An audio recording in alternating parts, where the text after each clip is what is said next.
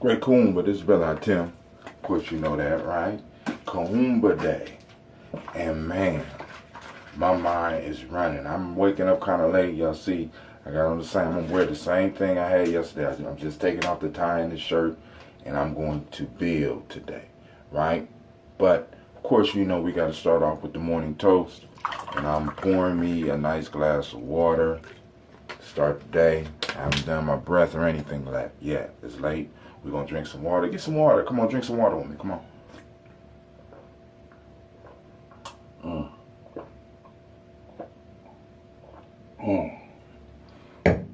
I was up bottling last night, watching some Ric Flair videos. Yeah, you know, I like Ric Flair. And found a connection between Ric Flair and our new president, Donald Trump. And this right here is one of the bottles from last night. Now, this one is going to be a potent one, right? Because it blew, this batch blew up one of these bottles, and it's hard to blow up one of these bottles, okay? So it ain't pop, because I just basically closed it because I couldn't keep it sealed because it was so powerful that it blew the top off. So I'm gonna go and pour some.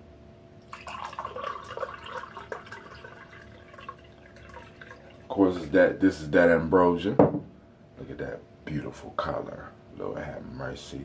Now, so we're gonna start the day. I'm gonna take a sip. I still got to do my oil eddy, so I'll be back.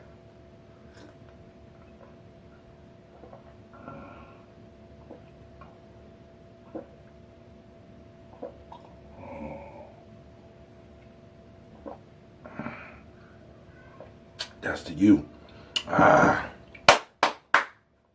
Now let's build.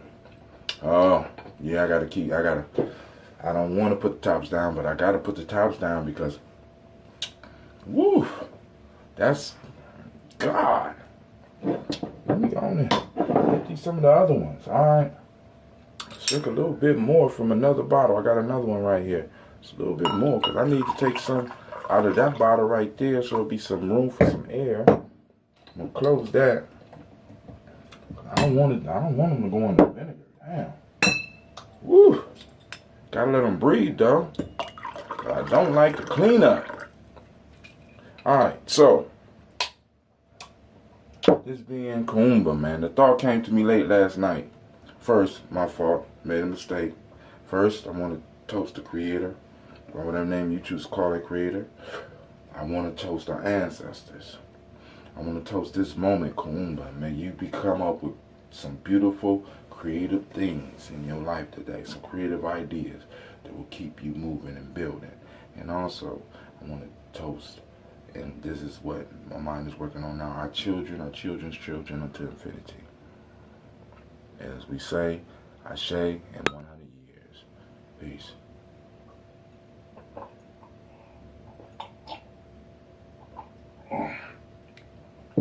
Alright, so I gotta wash these dishes, get my kids together, because we got our class today. So I'm gonna be adding footage from the warrior training session today.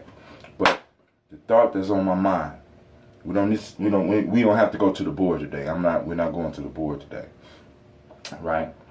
But the thing that's on my mind right now, I want y'all to just go on and chill with me for a second, right?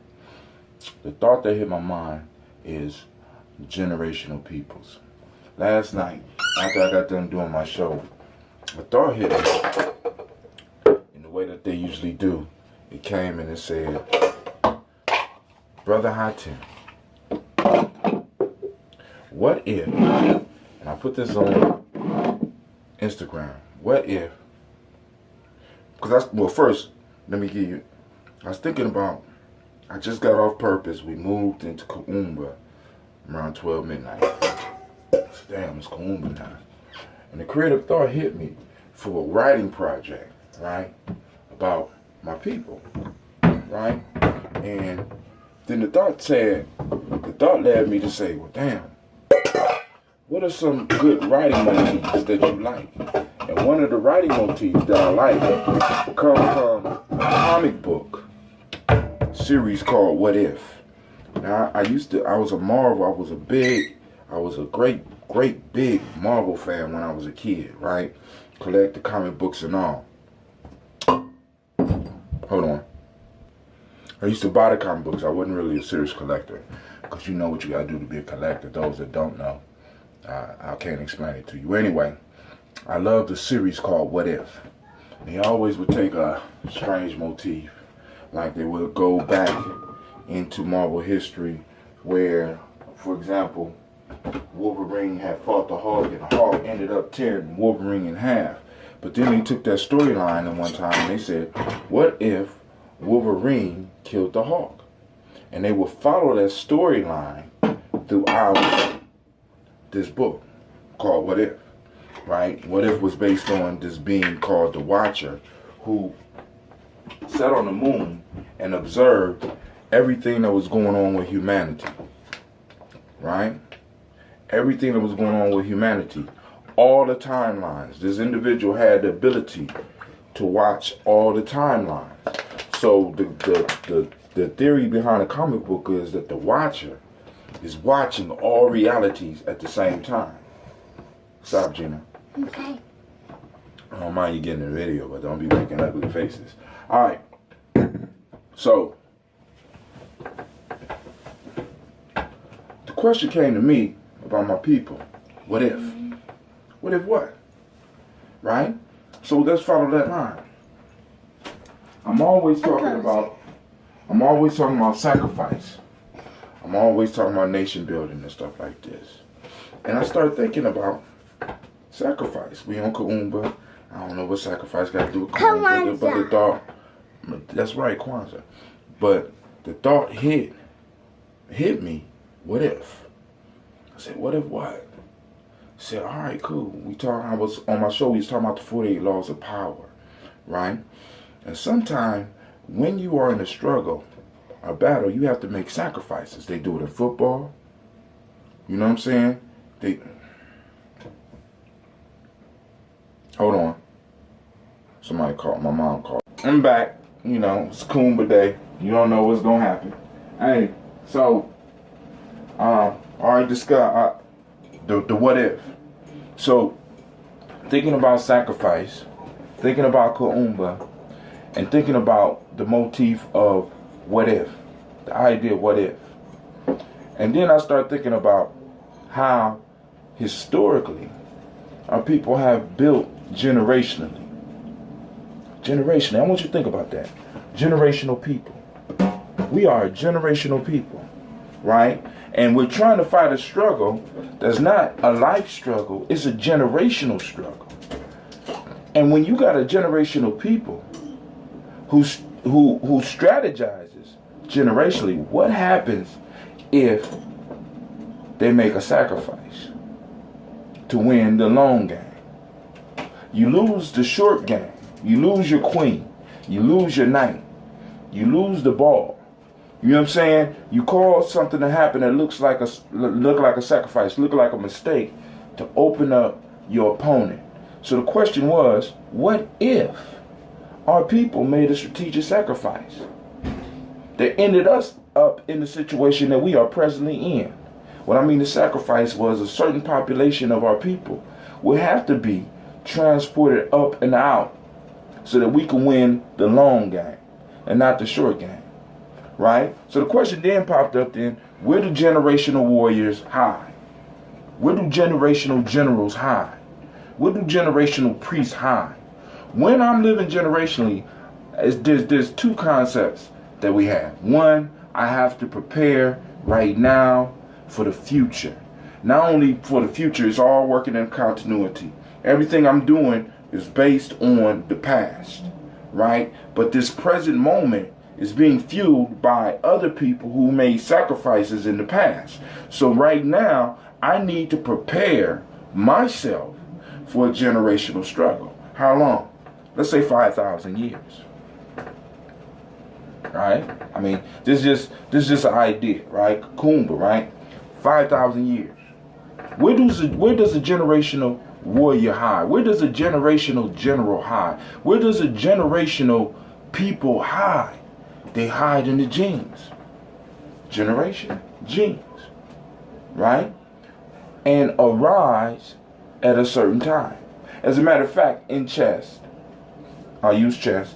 In chess, there is a strategy where you sacrifice a lot of your players, right? So that you could get your pawn all the way down to your opponent's side, because that pawn, once that pawn makes it to the last squares, the last row of squares on your opponent's side, is transformed into whatever you want it to be transformed into. In Mancala, when we play Mancala, in the way we play Mancala, I will sacrifice two shells so that I could get 15 shells from the other dude. Sacrifice. So generational warriors would hide, because now my mentality is this. Back then, I'm coming back anyway. I just have to have the right cues to remind me. Right? Here's our cues. Wake up. Generational warrior. Wake up. You've been here before. Remember. Go into your genes. Go, these like the Ashe breath. Go into your genes and remember, like the warrior diet. Go into your genes and tap into who you are, so that you can remember who you were, so that you can know where you are and understand your mission. Right? See, and this shifts us from a victim standpoint. Right? Because now, we lost. It's over. Oh, man, slavery was horrible. We lost. Oh, we got beat. Oh.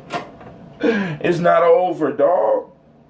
We are generational warriors. Now, because I was thinking about this for a book, a writing project, a mythical story, right? Because I believe we have to create the new myths. But when I think about it more, why can't this be the reality?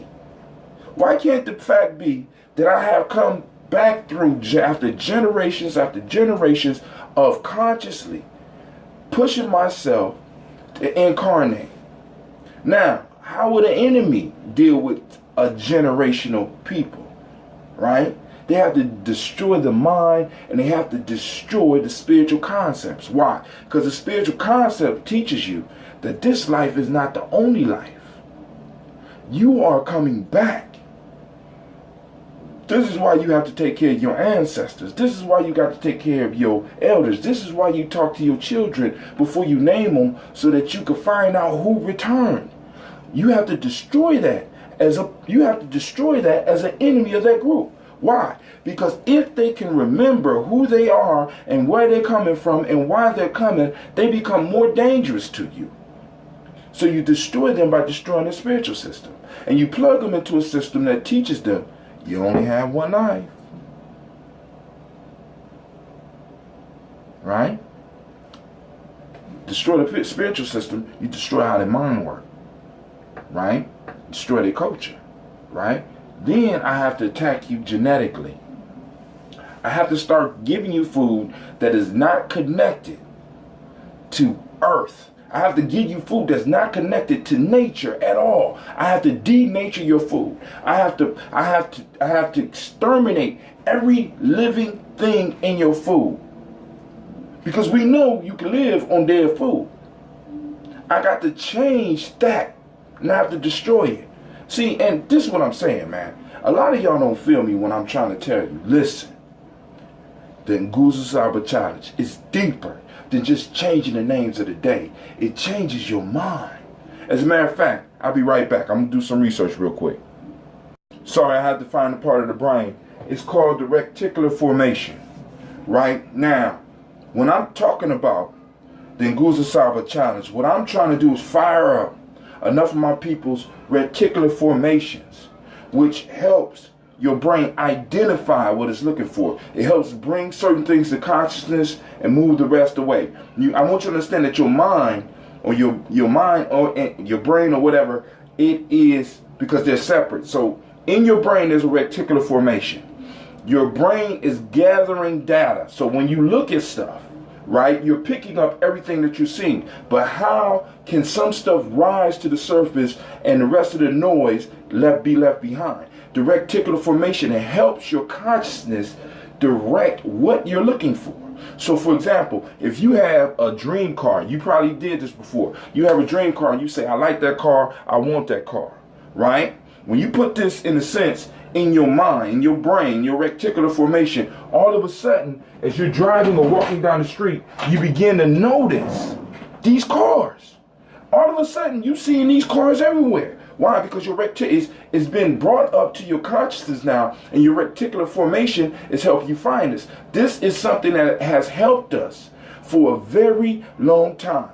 Because as a hunter, I could not just go out and just focus on everything and catch what I want, right? I would identify the prey that I was after, and once I had that in consciousness, everything else would be like a blur. And I would be looking for that one thing. If not, I would chase the rabbit over here. I would chase the deer over there. I would go after the buffalo over there. As soon as they were out of my sight, my mind would lose it, and I would look for the next thing. The reticular formation allows us to stay conscious and to be focused on what it is we want. So when we are doing the Nguza Cyber Challenge, what we are doing, we're firing up our reticular formation to look for our principles on a daily basis. Today, I'm looking for Kuumba. Today is Kuumba for me. My reticular formation is already looking for ways that creativity is acting around me. I'm looking at things in a different way. I'm controlling the very day to move my life forward. What happens when 1,000 of us is doing this? What happens when 10,000 of us is doing this? Right? And we're logging it down and we're sharing the information. What type of new information will be able to arise? Listen, I'm not playing on this daily journey. I'm not playing with this toast. I'm not just sitting up here trying to get some fucking YouTube views. I'm trying to help you change your life. Whether you black, white, or whatever. Black people are my major concern, but who can't benefit from finding unity? Who can't benefit from finding self-determination? And if you don't want to use those terms, what about truth, justice, righteousness, reciprocity, balance, order, and harmony? Today is the day of truth, justice, righteousness, reciprocity. Today is the day of balance. You can't benefit from finding balance, from searching out balance, rather than looking for Saturn? Huh? Come on, man. Listen, I'm not playing with this. Y'all need to understand. I'm toasting y'all, right? I'm working. You know what I'm saying? I made a pledge. And in my pledge, everything I say that I am going to promote the principles of the gye-nyame tribe. And the principles are Moja Kuchakleo, Jimo, Jama, Nia, Kuumba, and Maya. The principles are truth, justice, righteousness, reciprocity, balance, order, and harmony. Right? The principles are unity, self-determination. Right? Unity, self-determination, respect, gratitude, purpose, creativity, and trust. Or unity, self-determination, collective worker responsibility, cooperative economics, purpose, creativity, and faith. Depends on what angle you look at it from. I'm not playing with this, right? So what I'm gonna do right now is I'm preparing some tea. I got some Death Eater tea. It's just the tea. It's not the actual ambrosia. I added just a little bit of honey. I'm pouring some back so I could put some lemon in it. And I'm gonna throw a little bit of, lime. I got some lime. I'm throwing some lime in it. And also, I'm gonna throw in a little bit of ambrosia when I drink it down. But before I do this, I'm gonna move and do my Ashe breath, right? And after my Ashe breath, well actually, right now what I'm about to do is I'm gonna do my oil letting. I told you I would do it on a daily basis. So I'm gonna start my oil letting right now. Use the bathroom, finish up on posting up yesterday's video because I shared it. I'm working with some new programs, so hopefully my videos will be a little bit better for you, all right? But I want to thank you for joining us. But we're not done yet, right? Because I'm about to go unleash creativity with a whole group of adults and kids because today is the day of gye-nyame journey training. It's warrior training day, right? And then also, y'all gonna work with me a little bit on my book. So this is Brother Hatim, and I will be checking back in with you soon. I finished my oiletting. I finished my shea breath. I'm feeling good. Drinking some of this dandelion root tea and some burdock, a little bit of green tea. About to put a shot of this ambrosia in it. Daddy, did you say we cannot bring all the junk? You cannot bring all the junk. We can bring. All right, I'm on my way up to the school to get ready for the warrior training today, and we will be we will be going through the training. So hope to see you there. Peace. Every other Saturday. Get on our timeline so you know what's going on. Peace. Peace, y'all. Thank you for watching the video. I want you to subscribe. Click the bird right there, the fiery bird. And I also have a special video just for you, right there. And for those that want more information about gye-nyame Journey, go to our site. It should be right about there. Peace.